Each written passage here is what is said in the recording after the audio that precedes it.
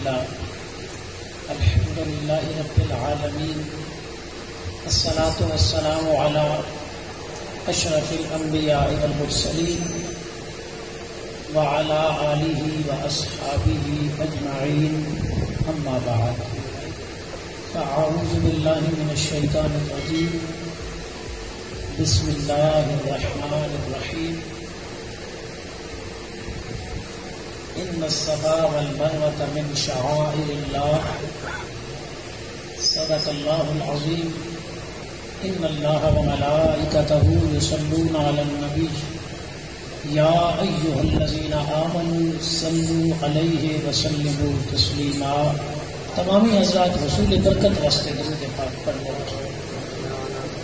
الصلاۃ والسلام علیک یا رسول اللہ، الصلاۃ والسلام علیک یا حبیب اللہ، الصلاۃ والسلام علیک یا رحمۃ للعالمین، الصلاۃ والسلام علیک یا امام القبلتین.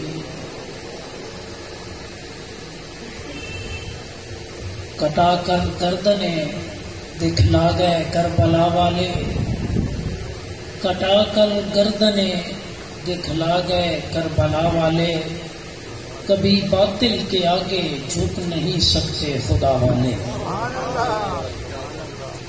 کٹا کر گردنیں دکھلا گئے کربلا والے، کبھی باطل کے آگے جھک نہیں سکتے خدا والے. اور شہادت کی حقیقت کو سمجھتے ہیں خدا والے، شہادت کی حقیقت کو سمجھتے ہیں خدا والے، شہادت اس کی خوب دے گئے کربلا والے. تا قیامت آباد رہے گا آستانہ حسین کا، تا قیامت آباد رہے گا آستانہ حسین کا، جہنم نہ جائے گا حقیقی دیوانہ حسین کا، جہنم نہ جائے گا حقیقی دیوانہ حسین کا. دعوے سے اس لیے کہتا ہے حافظ کیونکہ رحمت للعالمین ہے نانا حسین کا، کیونکہ رحمت للعالمین ہے نانا حسین کا. اللہ کریم کی حمد و ثنا کے بعد حضور نبی کریم صلی اللہ علیہ وآلہ وسلم کی بارگاہ میں درود و سلام کا نذرانہ عرض کرنے کے بعد انتہائی واجب القدر والاحترام حضرت علامہ مولانا محمد عثمان چشتی بندیالوی صاحب خطیب اعظم جامع مسجد اعظم، برادر مکرم نجم القرہ فخر القرہ قاری محمد نصر حیات معینی صاحب، برادر مکرم مولانا حافظ اظہر عباس درویش صاحب، حضرت مولانا حافظ اللہ بخش سیاضی صاحب،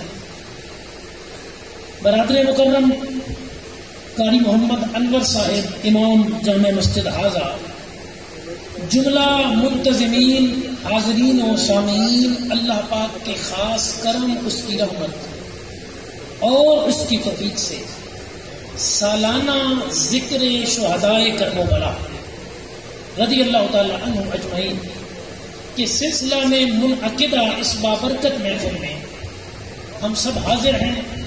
دعا ہے اللہ کریم برادر مکرم الحاج محمد عبداللہ صاحب، آپ کے جملے رفقا، جملہ اہل علاقہ، جملہ منتظمین، جتنی برادریاں یہاں پہ رہتی ہیں، ان کے تمام افراد جن احباب نے باعث سے تعاون کیا، آپ احباب دور نزدیک سے مجھے نظر آ رہے ہیں، لوگ تشریف لائے ہیں، اللہ کریم سب کی حاضری اپنی پاک بارگاہ میں قبول فرمائے.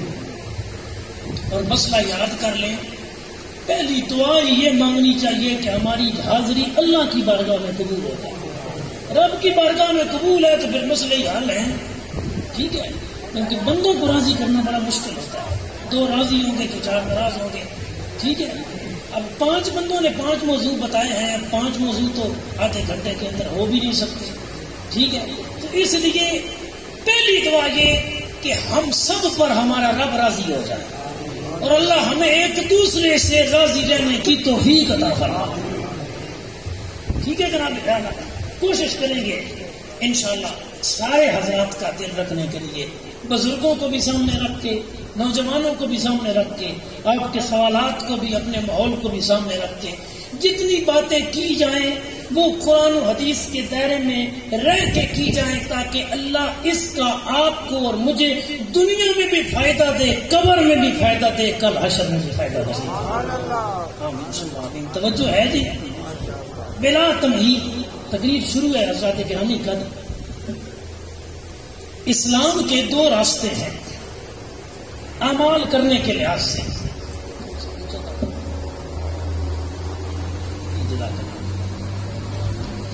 ایک راستے کا نام ہے رخصت، دوسرے راستے کا نام ہے شریعت کی بولی میں عزیمت۔ مسئلہ انشاءاللہ سمجھ آئے گا آپ کو، یہ میری ٹینشن ہے سمجھانا، آپ نے توجہ رکھنی ہے۔ اسلام کے دو راستے ہیں زندگی گزارنے کے لیے، ایک راستے کا نام ہے عزیمت، ایک راستے کا نام ہے رخصت۔ رخصت والا راستہ اسلام کا کون سا ہے؟ ایک انسان ہے مثلا، اس کی گردن پہ کافر نے تلوار رکھ دی، اسے کہا کہ کہو میں کافر ہوں، نہیں تو میں تجھے مار دوں گا، تجھے قتل کر دوں گا۔ اب شریعت کا حکم کیا ہے کہ اس کے دل میں ایمان ہو، ڈٹا ہوا ہو ایمان پر، جان بچانے کے لیے زبان سے کفر کہہ دے کہ ہاں میں کافر ہوں، اس کے اسلام پہ فرق کوئی نہیں آئے گا، اسلام میں حرج کوئی نہیں آئے گا، جان بھی بچ جائے گی۔ جب جان بچ گئی بعد میں ساری زندگی اسلام کی غلامی میں گزار دے گا۔ گنجائش والا راستہ رخصت اس کا نام ہے۔ قرآن مجید میں اور احادیث صحیحہ میں اس کے احکام موجود ہے، باقاعدہ حضور کے صحابی کے ساتھ یہ معاملہ ہوا، لیکن اب چونکہ تفصیل نہیں ہے ایک ایک حدیث کو کوٹ کریں۔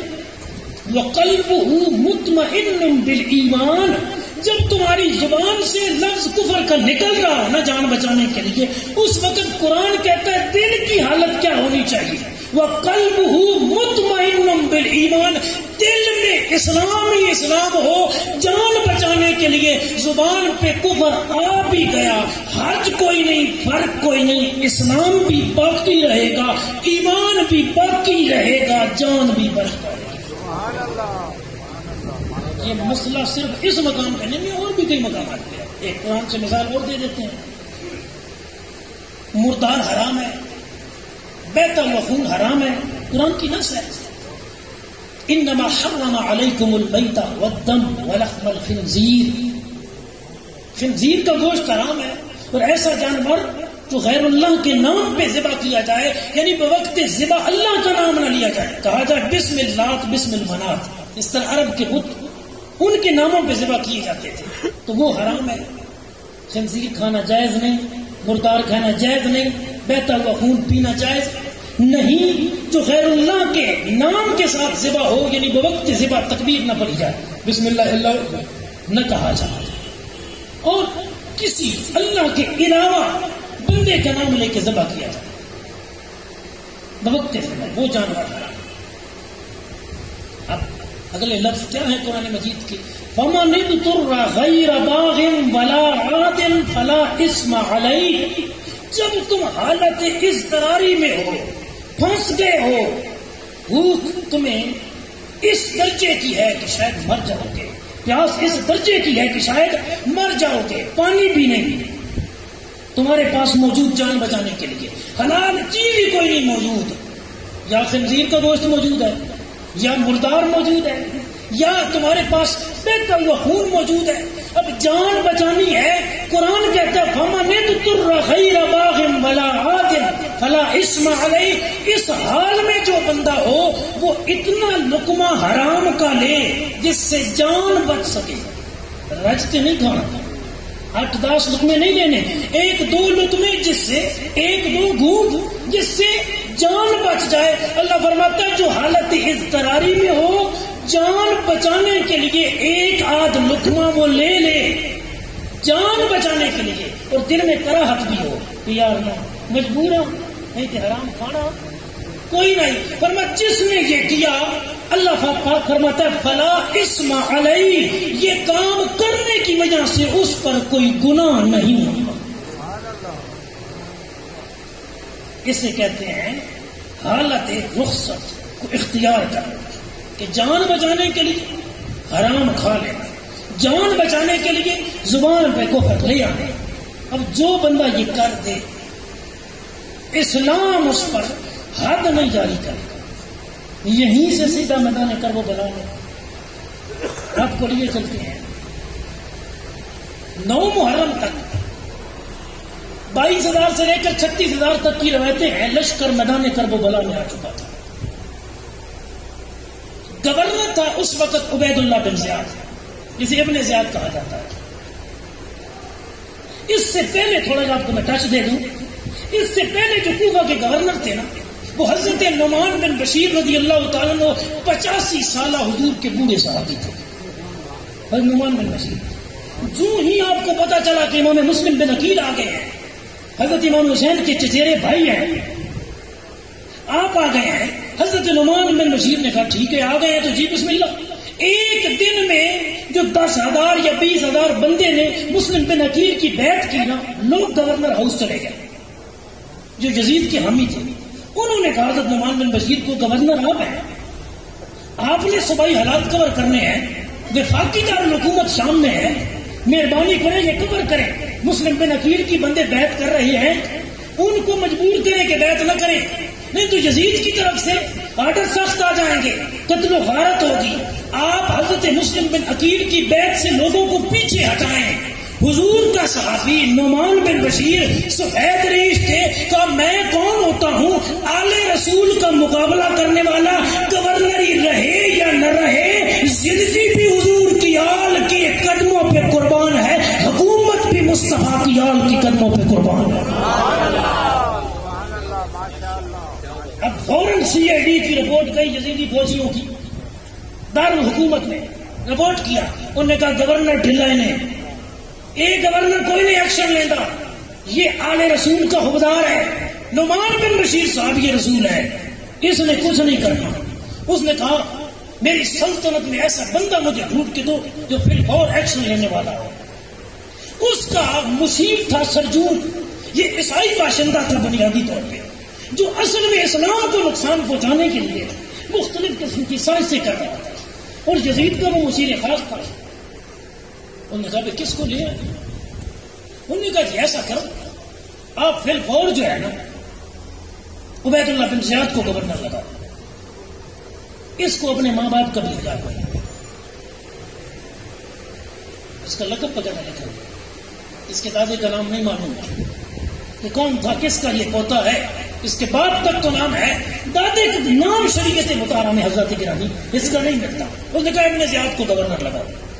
پھر اور ابن زیاد کو آرڈر دیے گئے کہ جاؤ اور کوفہ کی گورنری سنبھالو.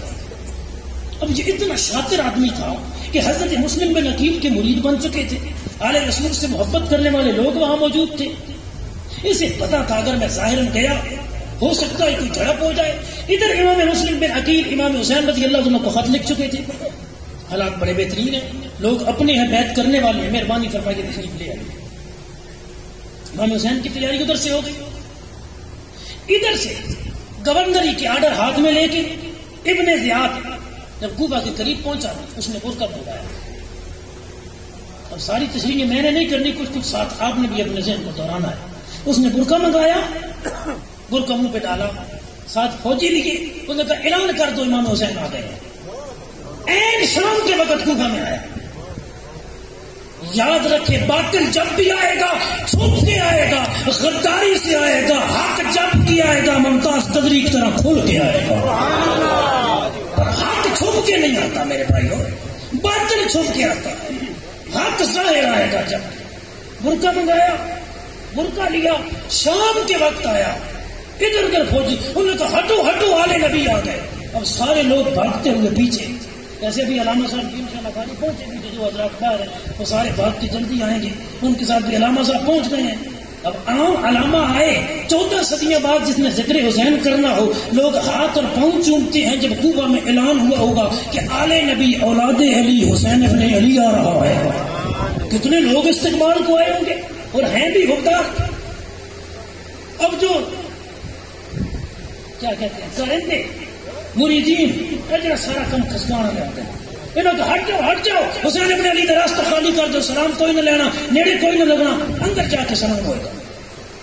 اب رات کا وقت ظاہری طور پہ تو لگ نہیں رہا، کچھ جو مسلمان تھے نا حضور کے غلام وہاں پہ بزرگ، انہوں نے کہا انسانی تاریخ میں نہ پڑھا ہے نہ سنا ہے کہ کبھی آدم علیہ السلام چھپ کے آئے ہوں، کبھی نوح علیہ السلام چھپ کے آئے ہوں، کبھی ابراہیم علیہ السلام نمرود کے دربار میں چھپ کے گئے ہوں، کبھی موسیٰ علیہ السلام فرعون کے دربار میں چھپ کے گئے ہوں۔ ہمارے آقا تو وہ ہے کہ جب عرب والے آئے تھے جناب ابو طالب کے پاس، اپنے اس بھتیجے کو سمجھا، حضرت ابو طالب کے حضور کے پاس کہا اے میرے بھتیجے میں بوڑھا ہو گیا ہوں، اب کندھے جواب دے گئے ہیں، بوجھ نہیں اٹھا سکتا، یہ مکے کے کافر آئے ہیں میرے پاس، یہ کہتے ہیں دنیا کا سارا سونا لے لے، ہم دیتے ہیں، جس عورت کے ساتھ نکاح کرنا چاہتا ہے ہم وہ عورت پیش کرتے ہیں، حکومت مکے کی چاہتا ہے ہم وہ دیتے ہیں، لیکن اے محمد یہ دین چھوڑ دے۔ حضور نے فرمایا رب کی عزت کی قسم چچا یہ تو دنیا پیش کر رہے ہیں، اگر آسمان کا سورج اٹھا کے میرے دائیں ہاتھ پہ رکھ دیں، چاند اٹھا کے میرے بائیں ہاتھ پہ رکھ دیں، یا تو میں محمد مصطفیٰ دین کی تبلیغ کرتے کرتے خود شہید ہو جاؤں گا، نہیں تو جب تک جان باقی رہے گی سورج چاند لے کے بھی میں اسلام کا حق بیان کرنے سے پیچھے نہیں ہٹوں گا، ساری زندگی حق بیان کرتا رہوں گا۔ حضور نے یہ سکھایا، حضور کی سیرت یہ ہے۔ یہ جو آج گورنر آ رہا ہے، آج جو آ رہی ہستی جو کہہ رہے ہیں کہ امام حسین ہے، لگتا نہیں ہے ایسے بندہ کوئی آ رہا ہے، تو چلو پیچھے چلتے ہیں۔ اب جو ہی دارالامارات کوفہ کے اندر داخل ہوا نا ابن زیاد اور چند فوجی اس کے قریب داخل ہو گئے، کلوز دا ڈور، دروازے بند کرو، دروازے بند ہو گئے۔ اب لوگ باہر حیران و پریشان کھڑے، اب اس نے اندر جا کے برقع اتارا، اپنوں کو تو پہلے پتا تھا، جو چار دوسرے آئے انہیں دیکھ کے حیران بھائی یہ کیا ہوا، اس نے کہا بھائی کیا مسئلہ ہے، انہوں نے کہا کہ مسئلہ یہ ہے کوفے والے امام حسین کی بیعت کر رہے ہیں مسلم بن عقیل کے نام پر، حالات ہمارے ہاتھ سے نکل چکے ہیں اور گورنر نعمان بن بشیر جو حضور کا صحابی ہے وہ کارروائی کوئی نہیں کر رہا۔ اس نے اپنا آرڈر دکھایا گورنری کا، نعمان بن بشیر کو فوراً معزول کیا، اس نے کہا چل تیری حکومت ختم، اس نے کہا چلو حکومت ختم ہو گئی ہے، محمد عربی سے نسبت تو ختم کوئی نہیں ہوئی، حکومت ہی گئی ہے نا، کون کیا ہو گیا، یہ آنی جانی چیز ہے۔ اللہ اب اس نے کیا کیا، اس نے کہا مجھے یہ بتاؤ کہ یہاں پہ کون کون سے بڑے قبیلے ہیں، ان کے سردار کون کون سے ہیں، یہ فلاں علاقے کا چیئرمین جی فلاں کا، اس نے کہا سب کچھ سارے آ گئے۔ اس نے اندر بلوا دیا، اندر بلوا کے اس نے کہا بات سنو، میرے پاس دو ہی آپشن ہے، یا بیعت توڑو مسلم بن عقیل کی یا پھر قتل۔ اب معاملہ مشکل آ گیا کیونکہ چوری کھانے والے میاں مٹھو بہت ہوتے ہیں، خون دینے والے کم ہوتے ہیں جی۔ حضرات گرامی کا اس نے کوفہ کے دارالامات کی چھت کے اوپر سے نا چھریاں منگوا کے ان سرداروں کے گلوں پہ رکھی اور نیچے من کر دکھایا۔ اس نے کہا بھائی بولو، اب اوپر رکھ کے نہ چھری، اب سردار بولا، اس نے کہا اللہ واسطے نے میرے قبیلے والوں میری جان بچانے کے لیے بیعت توڑ دو۔ اس کا مطلب ہے سردار چنگا بنانا چاہیے، کہ تکڑا بنانا چاہیے، میرا سب کچھ پیچھے کرے محمد عربی دین میں ہوتے۔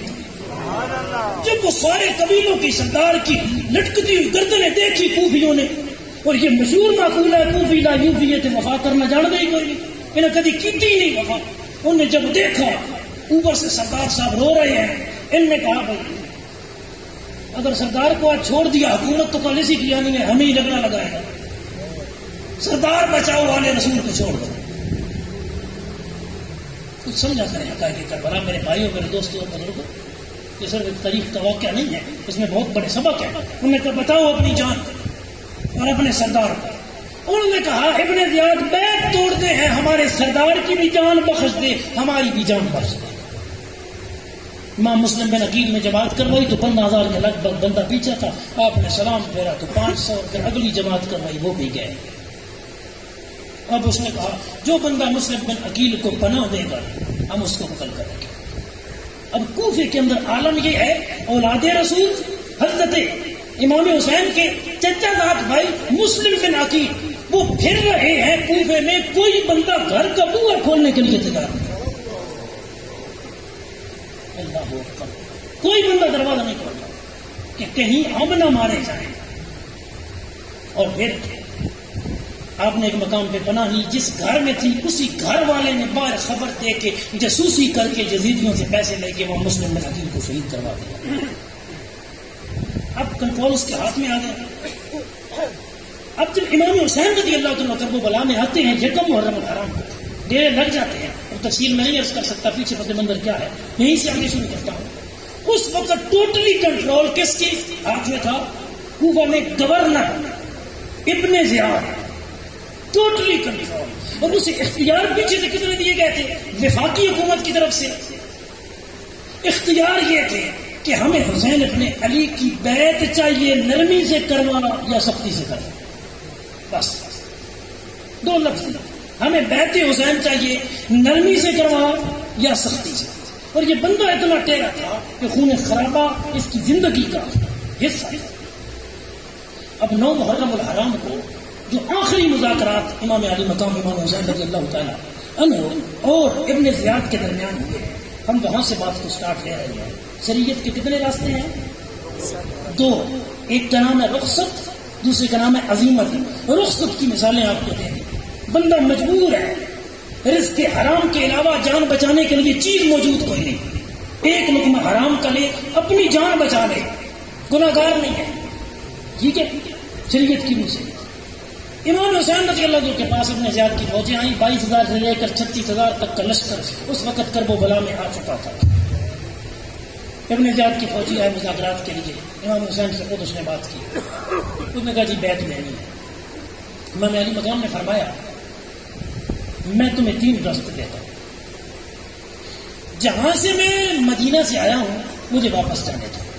یہ لوگوں کے خط گئے تھے کہ ہمارا امام کوئی نہیں ہے، ہمیں شریعت بتانے والا کوئی نہیں ہے، میں اس لیے آیا. اب یہ لوگ سامنے موجود ہیں، ان سے پوچھا گیا، ان نے سر جھکا دیا. یعنی کہہ رہے تھے کہ ہمارے دل تو امام آپ کے ساتھ ہیں، تلواریں یزید کے ساتھ ہیں. بک چکی تھی.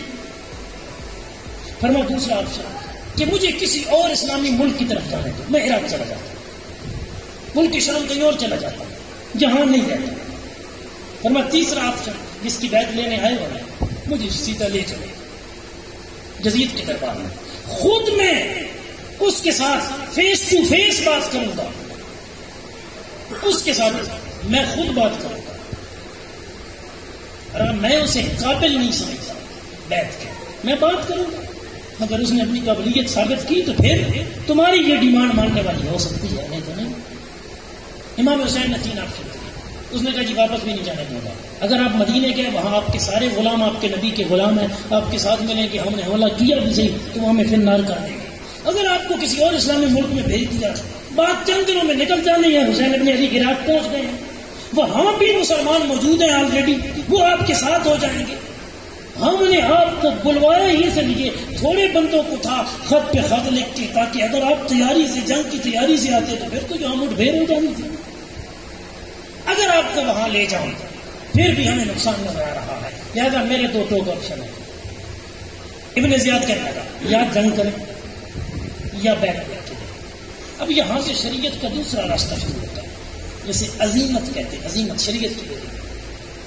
عزیمت کا راستہ کیا ہے؟ حضرت گرامی کافر گردن پہ تلوار رکھے اور کہے کہ کہو میں کافر ہوں. شریعت کا حکم ہے رخصت کا راستہ اختیار کر سکتے ہو. تم کہو ٹھیک ہے میں کافر ہوں، اندر ایمان ہو، جان بھی بچ جائے گی، ایمان بھی بچ جائے گا، کافر بھی ٹل جائے گا. یہ رخصت کا راستہ ہے. عزیمت یہ ہے کافر کہے کہ کافر اپنے آپ کو ڈکلیئر کر، نہیں تو تلوار چلے گی. مومن کہے غلامان محمد جان دینے سے نہیں ڈرتے، یہ سر رہ جائے یہ کٹ جائے یہ پرواہ نہیں کرتے. عزیمت کا راستہ یہ ہے جان دے دی جائے، جان دے دی جائے. کافر کی بات نہ مانی جائے. اس نے کہا حسین ابن علی لکھ کے ہی دے جائے کہ میں بیت یزید پہ راضی ہوں، تیرے کنبے کو چھوڑ دیں گے، آپ کو چھوڑ دیں گے، شہادتیں نہیں ہوں گی، خاندان بچ جائے گا. علی اکبر جیسا جس کا سونا بیٹا ہو، ہم شکل رسول تھے حضرت علی اکبر رضی اللہ تعالیٰ عنہ. علی اصغر جیسا ننا شیر خار بیٹا ہو، جناب قاسم جیسا بھتیجا امام حسن مجتبی کی نشانی، غازی عباس جیسا عظیم سپہ سالار بھائی، اون محمد جیسے بھانجے، اتنی ہستیوں کو بچانے کے لیے حسین ابن علی کے پاس آپشن موجود تھا رخصت کا، کہ حسین ابن علی کہتے ہیں ٹھیک ہے لکھوا لو، پھر بعد میں بات کرتے ہیں۔ لوگ لکھ کے دے کے بھی منکر ہو نہیں جاتے جی، دستاویزات موجود ہیں جی، حلف دے کے بھی لوگ منکر ہو جاتے ہیں۔ امام علی مقام جان بچانے کے لیے، خاندان کو بچانے کے لیے حضرات صرف یہ کہہ دیتے کہ ٹھیک ہے ہم تمہاری بات مانتے ہیں، چھوڑ دو، پھر جانیں بچ جانی تھی کوئی نہ، چاہتے نہ ہوتی آپشن تھا امام کے لیے۔ جو لوگ کہتے ہیں کہ جب یہ شہادتیں ہوئی ہیں تو پھر مدینہ پاک کے، مکہ پاک کے کثیر صحابہ اس وقت دنیا میں موجود تھے، یہ کیوں نہیں کربلا میں گئے، کیوں نہیں یزید کے مخالف کھڑے ہوئے؟ جب یزید نے امام حسین کو شہید کیا اس کے بعد کیوں نہیں یزید کے خلاف جہاد کیا گیا؟ میرے بھائیوں، جو صحابہ، جو اہل بیت اطہار کے افراد میدان کرب و بلا میں شہید ہوئے ہیں، وہ راستہ عظیمت پہ چلے ہیں کہ ہم جان اسلام کے لیے دیں گے۔ اور امام حسین کا سگا بھائی ہے محمد بن حنفیہ، حنفیہ آپ کے 8 بیٹے ہیں، نہ محمد بن حنفیہ گیا نہ آپ کے 8 بیٹے گئے۔ اور جو آپ کے خاندان کے افراد ہیں، عبداللہ بن عباس حضور کے سچے چچا زاد بھائی ہیں، حضرت عباس کے بیٹے وہ نہیں گئے۔ عبداللہ بن زبیر جنہوں نے رسول اللہ کو خون پیا تھا، خود ان کے لیے بشارت ہے کہ ان پہ جہنم کی آگ حرام ہے، وہ نہیں گئے۔ جو صحابہ، جو آل بیت کربلا میں نہیں گئے، وہ رخصت والے راستے پہ تھے جو اسلام میں جائز ہے، اور جنہوں نے شہادتیں پیش کی وہ عظیمت والے راستے پہ تھے کہ کئیوں نے جان بچائی، بعد میں اسلام پہ عمل کریں گے۔ حسین نے جان دی کہ میری جان دینے سے اسلام کا جھنڈا اور بلند ہو جائے گا، اور یہ دونوں شریعت کے راستے ہیں۔ بڑا علمی اور پیچیدہ مسئلہ تھا، میں نے کوشش کر کے آسانی کے ساتھ آپ کو سمجھانے کی کوشش کی کہ یہ جو ہر طرف تیر چلائے جاتے ہیں نا، کسی کو بھی محفوظ نہیں رکھا جاتا، یہ اسلامی طریقہ نہیں ہے، یہ شرعی طریقہ نہیں ہے۔ جہاں شریعت نے گنجائش دی ہو وہاں گنجائش لینی جائز ہے، لیکن پھر بھی کوئی نہ لے تو یہ اعلیٰ درجہ، یہ اعلیٰ مقام ہے۔ اللہ اکبر کبیرہ۔ چلو حدیث سنا دیتے ہیں تاکہ آپ کے لیے اور مسئلہ آسان ہو جائے۔ حضور نبی پاک صلی اللہ علیہ وسلم کو اللہ پاک نے فرمایا، محبوب ہم تجھے پیشکش عطا کرتے ہیں، محبوب تیری مرضی آدھی امت بخشوا لے، تیری امت ہماری بارگاہ میں شفاعت کر لے۔ اللہ پاک نے پیشکش کی، محبوب آدھی امت بخش دیتے ہیں بغیر حساب کتاب کی، مرضی تیری، اور محبوب امت کے لیے شفاعت یہ پسند کر لے، آپ کی مرضی۔ اگر آدھی امت والا نبی پاک صلی اللہ علیہ وسلم یہ پیشکش والا معاملہ قبول کر لیتے تو حضور کی آدھی امت بغیر حساب کے بخشی جاتی، نہ حضور کو ٹینشن نہ امتیوں کو ٹینشن۔ میدان محشر کا جو جن کی معاملات کی ٹینشنیں ہیں، پریشانیاں ہیں، وہ کسی کو پیش نہ آتی، آدھی امت بخشی جاتی، آدھی امت پھر گنہگار جو تھی تو جہنم کی حقدار بن جاتی۔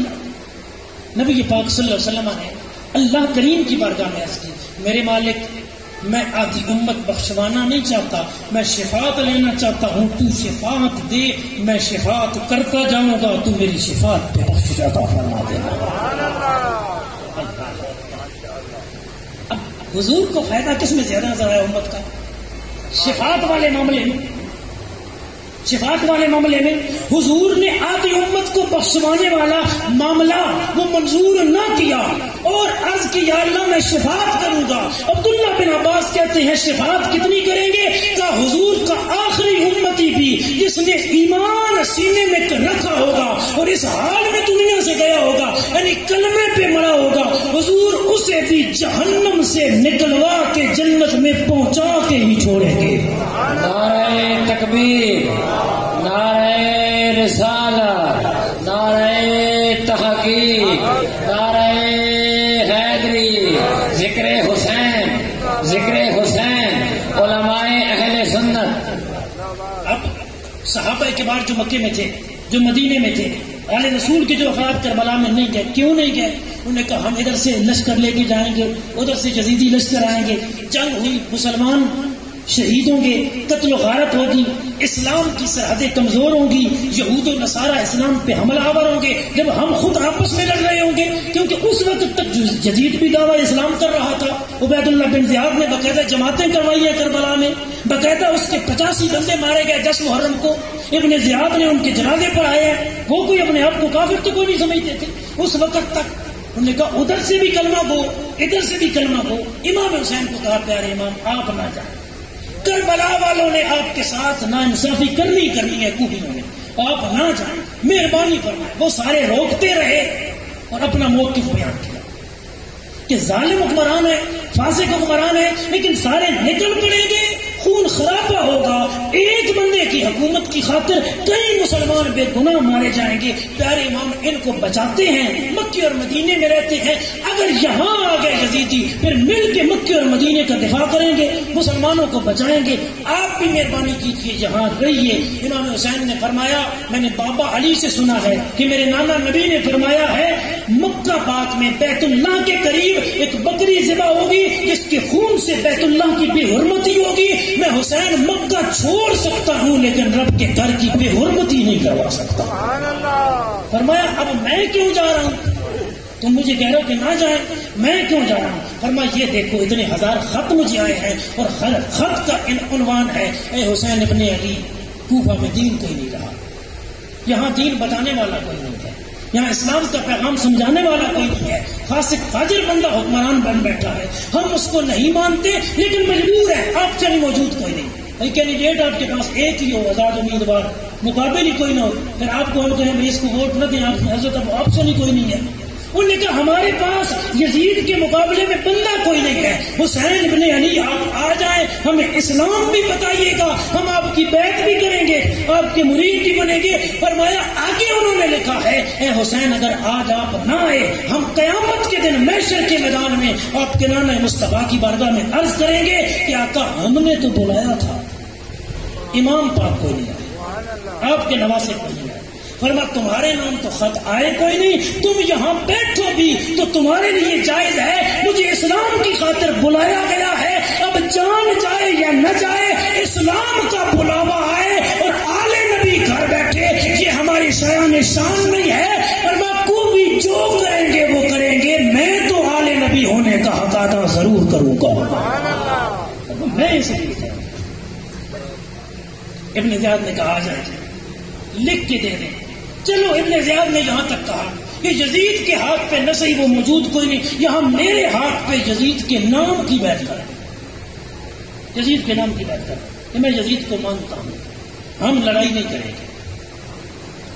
اگر امام حسین ظاہری طور پہ کر لیتے، ہاتھ پہ ہاتھ دھر لیتے، شریعت کی گنجائش میں پہلے بتا چکا ہوں، اتنا بڑا سانحہ نہ ہوتا، اتنی زیادہ شہادتیں نہ ہوتی، لیکن امام حسین نے کوئی نہ کیا۔ توجہ ہے، وجہ عرض کر دوں، امام حسین نے کیوں نہیں ان کی بات مانی، کیوں نہیں سین کیے درخواست پر، کیوں نہیں ابن زیاد کے ہاتھ پہ ہاتھ دیے؟ حضرات گرامی قدر اگر حسین ابن علی ان کے ہاتھ پہ ہاتھ دے دیتے، بیعت مان لیتے، آج تیرے میرے گناہگار بندے کا کوئی مسئلہ بنتا کسی لیول کا، حکومت کے لیول کا، اسلام کے لیول کا، کفر اسلام کے درمیان کا، ہم کہتے یار جب آل نبی نے اوپر سے بات کی تھی بعد میں منکر ہو گئے، تیرے میرے لیے بھی آسانی ہے، کوئی قربانیاں پیش نہ کرتا، حسین نے قربانی دی ہے، اب قیامت تک حضور کی امت اسلام کے لیے قربانیاں پیش کرتی رہے گی تاکہ سنت حسینی قیامت تک جاری و ساری رہے۔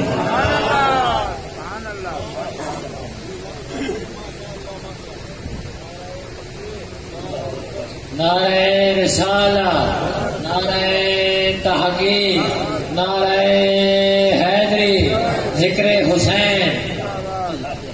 گرامی قدر حضرات، چلو آسان بات کر دیتے ہیں، 30 اکتوبر 1929 اڈیالہ جیل میاں والی، حضور نبی پاک صلی اللہ علیہ وسلم کی گستاخی کرنے والا تھا راجپال نامی ہندو، جس نے حضور کی گستاخیوں پہ کتاب لکھی، انارکلی بازار لاہور میں اس کا دفتر تھا، پریس کا وہ کام کرتا تھا، ایک درخانوں کا منڈا تھا، 18-19 سال کا جوان وہ گیا، اس نے اس کافر کو وصل جہنم کیا.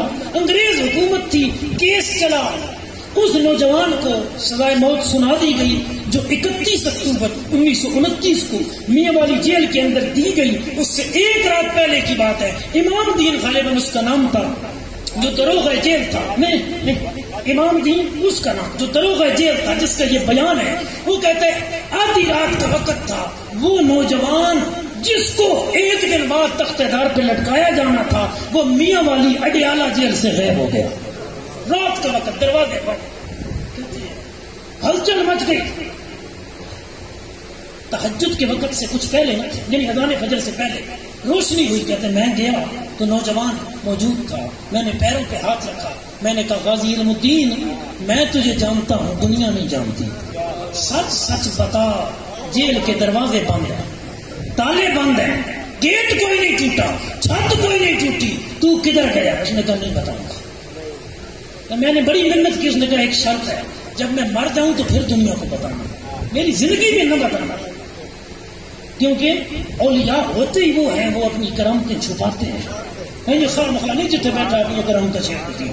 ہاں، اللہ کے کامل ولیوں کی یہ نشانی ہے. ان کی ہوتی ہی دنیا خود لوگوں کو پتہ چل جاتی ہے. اللہ اکبر. میں نے کہا اچھا بتاؤ، میں تمہاری زندگی میں نہیں بتاؤں گا. اس نے کہا رات اڈیالہ جیل میاں والی کی اس کال کوٹری میں مولا علی آئے تھے، مجھے اٹھایا اور مدینہ طیبہ لے گئے اور بارگاہ مصطفیٰ کریم میں پیش کیا. مجھے حکم دیا گیا غازی ادھر رہنا ہے تو مدینے میں ڈیوٹی دے دیتے ہیں، واپس میاں والی جانا ہے تو پہنچا دیتے ہیں. حضرات گرامی میں حدیث اور قرآن پڑھ کے مسئلہ ثابت کروں گا کہ یہ ممکنات میں سے ہے. غازی علم الدین نے کہا تھا میں واپس جاؤں گا. جان بچ رہی ہو، مدینے کی سوداگری لب رہی ہو، مدینے میں حاجیوں کو پانی پلانے کی خدمت مل رہی ہو اور محکمہ اوقاف نہ دے رہا ہو، وہاں کی حکومت نہ دے رہی ہو، خود محمد عربی دے رہے ہو، غازی کو اور کیا چاہیے تھا؟ لیکن علم الدین نے کہا کہ میں واپس جاؤں گا. پوچھا صحابہ نے علم الدین کیوں جائے گا؟ کہا میں آج بچ گیا نا، یہی رہا. دنیا کہے گی اسلام کے لیے مسلمان قربانیاں دیتے ہیں، جب جان دینے کی باری آئے مدینے بھاگ جاتے ہیں. تو بھاگوں گا نہیں، سولی پہ لٹکوں گا تاکہ میرا نظریہ قیامت تک دنیا والوں کے لیے قائم ہو جائے. نعرہ تکبیر، نعرہ رسالت، نعرہ تحقیق، نعرہ حیدری، ذکر حسین، ذکر حسین. گرامی کے حضرات، غازی ممتاز غازی علم الدین شہید آیا، دوسرے دن تخت دار پہ لٹکایا گیا. 17 دن تک بغیر کفن کے، بغیر جنازے کے میاں والی میں دفن رہا. 17 دن کے بعد مفکر اسلام ڈاکٹر محمد اقبال قادری رحمت اللہ علیہ، علامہ اقبال نے جلوس نکالا، کہا ہمیں اپنے بندے کا جنازہ چاہیے. انگریز حکومت نے کہا 17 دن بیت گئے ہیں، اب جنازہ آئے گا کورام مچ جائے گا. اقبال نے کہا غلامان مصطفیٰ پرامن ہے، جنازہ تم دے دو، سکون کی امانت اقبال دے دیتا ہے، شور شرابہ نہیں ہوگا. 17 دن کے بعد غازی کی لاش نکالی گئی، چہرہ انور تر و تازہ تھا. لاہور کے اندر آیا، 2 جنازے ہوئے، دوسرا جنازہ پڑھایا. سید دیدار علی شاہ صاحب رحمت اللہ علیہ نے جب صفحہ سیدھی کر کے آپ نیت کروانے لگے، مڑ کے پیچھے دیکھا، شاہ صاحب غش کھا کے گر پڑے. جب ہوش آیا آنکھوں سے آنسو تھے. لوگوں نے کہا شاہ جی کیا ہوا؟ کہا ساری زندگی رسول اللہ کی حدیثیں پڑھائیں پر یہ منظر نہیں دیکھا، رسول اللہ کا قرآن پڑھایا پر یہ منظر نہیں دیکھا، بڑے مدرسے چلائے پر یہ منظر نہیں دیکھا، جو آج دیکھا. کہا شاہ جی کیا ہوا؟ کہا جب مڑ کے دیکھا تو پہلی سب سے آگے خود محمد مصطفیٰ آئے ہوئے تھے. یارو جنہوں نے قربانیاں دی ہو نا، ان کے لیے مصطفیٰ خود مدینے سے آ جاتے ہیں. اللہ اکبر. اب میں حدیث اور قرآن پڑھتا ہوں تاکہ کوئی یہ نہ کہے کہ میاں والی اور لاہور سے مدینہ 3500 کلومیٹر دور ہے، حضرت جی کیسے آ گئے؟ یہ فن خطابت کا جملہ ہے. حضرت سلیمان علیہ السلام بیٹھے ہیں، گرامی کے حضرات سامنے مجمع ہے. آپ نے اعلان کیا مجھے ملکہ بلقیس کا تخت چاہیے، کوئی چنگا جنا ہے جو لے آسی.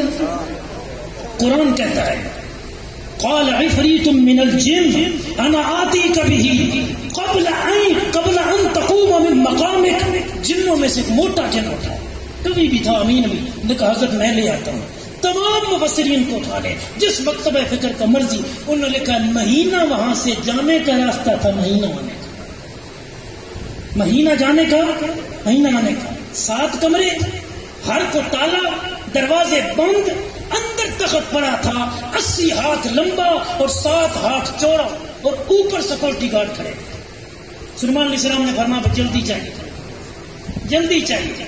اللہ اکبر، جن بیٹھ گیا کہ میری طاقت نہیں ہے، میں اتنی دیر میں لا سکتا ہوں کہ آپ کی محفل چلی ہوئی ہے، ختم ہوگی تو وقت آ جائے گا۔ محفل کتنی تھی؟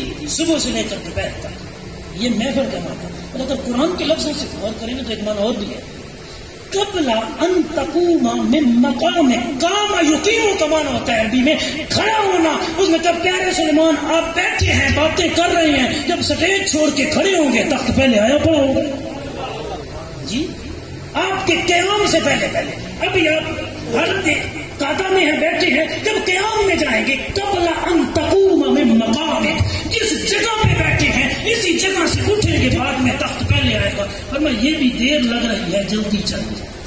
19واں پارہ سورہ نمل، ابھی گھر جا کے کھولیے۔ قال الذی عنده علم من الکتاب انا آتیک بہ قبل ان یرتد الیک طرفک۔ ایک کتاب کا عالم اٹھا، آصف بن برخیہ نام کا اس کا، آپ کا وزیر تھا، اس نے کہا جی میں لے آتا ہوں۔ فرمایا دیر کتنی لگائے گا؟ اس نے کہا جی آنکھ کی پلک ایک اوپر جاتی ہے، اگلے لمحے نیچے آتی ہے، یہ دونوں پلکوں کے ملنے میں جتنا وقت لگتا ہے نا اتنا بھی نہیں لگے گا، تخت آ جائے گا۔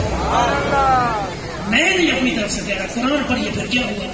بات ہی کر دی اس نے، جامی کی طرح تقریر ہی کر دی اور چلا گیا، جو کچھ کیا بھی صحیح جی، قرآن کہتا ہے۔ جب اس نے یہ بات کہی نا قبل ان یرتد الیک طرفک، میں لے آتا ہوں آپ چپکنے سے پہلے، فلما رآہ مستقرا عنده، حضرت سلیمان نے دیکھا تو تخت آ چکا تھا ان کے پاس، اسی لمحے وہاں پہ حاضر تھا۔ مہینے کا فاصلہ، کمرے بند، تالے بند، سیکورٹی گارڈ کھڑے ہیں۔ قرآن نے مسئلہ بتایا، حضرت سلیمان کا وزیر ایک لمحے سے پہلے تخت کو لے آیا، اور قرآن میں ہے تخت آ گیا۔ جو بیٹھتا ہو سلیمان پیغمبر کی نگاہوں کے سامنے، آپ کی امت کا ولی، وہ چاہے تو 1 منٹ میں ملک کے سلام میں پڑا ہوا تخت ایک لمحے سے پہلے سلیمان پیغمبر کے قدموں میں لا سکتا ہے، تو محمد مصطفیٰ کا غلام علی المرتضیٰ ایک لمحے سے پہلے غازی علم الدین کو میاں والی سے اٹھا کے مدینے نہیں پہنچا سکتا۔ چاہے تو اشاروں سے کایا ہی پلٹ دیں دنیا کی، یہ شان ہے خدمت گاروں کی، سردار کا عالم کیا ہوگا۔ یہ میاں قرآن میں ثابت ہے کہ جنہیں رب نے طاقتیں دی ہیں نا، پھر یہ محتاج نہیں ہو اس کے کہ راستے میں پھر گاڑیاں ہیں، راستے میں یہ چیزیں ہیں۔ گرامی کرتا تھا اب غازی علم الدین نے جان پیش کی، اس کے بعد پھر یہ سنت جاری ہوئی ہے۔ کوئی ٹانگا چلانے والا تھا غازی عبد القیوم، چکوال کے علاقے کا، اور ایک کراچی کا تھا۔ اس نے گستاخ رسول کو قتل کیا۔ جب یہ جیل میں پہنچا تو وکیل آئے، انہوں نے کہا ایک دفعہ بیان دے دو کہ میں نے غلطی سے کیا، میں نے غلطی سے کیا ہے، ہم بچا لیں گے۔ اس کے جو پیر صاحب تھے، کچھ شاہ صاحب تھے، اور ان کا نام میرے ذہن میں اس وقت مستحضر نہیں ہے، ان کو کہا گیا کہ یہ آپ کا مرید ہے، آپ اس کے پاس جائیں، تو آپ اس کو سمجھائیں کہ ایک دفعہ کہہ دو کہ میں نے نہیں کیا، کوئی سی غلطی ہوگی، جان بوجھ کے نہیں کیا، ہم بچا لیں گے، کیونکہ سزائے موت کا آرڈر جاری ہو چکا تھا۔ اللہ اب جب وہ شاہ صاحب کو لے گئے جیل کے اندر ملاقات کے لیے، شاہ صاحب نے کہا ٹھیک ہے میں بات کروں گا۔ جب شاہ صاحب قریب گئے نا جیل کے اندر مرید کو ملے تو آپ نے سلام دیا، آپ نے فرمایا میاں ڈٹ کے رہو، میاں قائم رہنا۔ واپس آئے نا، مرید نے پوچھا حضرت جی کہتے ہماری طرف سے وکیل بن گیا، اور ادھر جا کے وکالت مرید کی۔ فرمایا دل میرا بھی تھا کہ اسے جا کے کہوں گا جو تم نے کہا، اسی لیے ایگریمنٹ کیا تھا۔ وہاں جب پہنچا نا تو اس کے کاندھے کے قریب خود مدینے کے تاجدار کھڑے تھے، اور رسول اللہ فرما رہے تھے کہ تو آیا ہے یہ کہنے کہ یہ کہے میں نے نہیں کی، کہا میری ناموس پہ جو مرتا ہے وہ غلطی سے کام نہیں کرتا، وہ سیدھے راستے پہ چل کے کام کرتا۔ اب اسی پہ دلائل کیوں تو گھنٹوں درکار ہے۔ حسین ابن علی چاہتے تو معاہدہ کر رہے تھے، چاہتے تو یزیدیوں سے کہ ٹھیک ہے ہم بیعت کرتے ہیں یزید کی، لیکن اگر وہ کر لیتے تو پھر علم الدین نہ آتا، پھر غازی نہ آتا، پھر عامر چیمہ جیسا کوئی نہ آتا، اللہ اکبر، پھر ایسے معاملات والا کوئی نہ آتا۔ حسین ابن علی نے استقامت کر کے بتایا ہے کہ کائنات والوں آج حسین اسلام کے لیے جانے دے گا، قیامت تک امت حسین جانے پیش کرتی رہے گی۔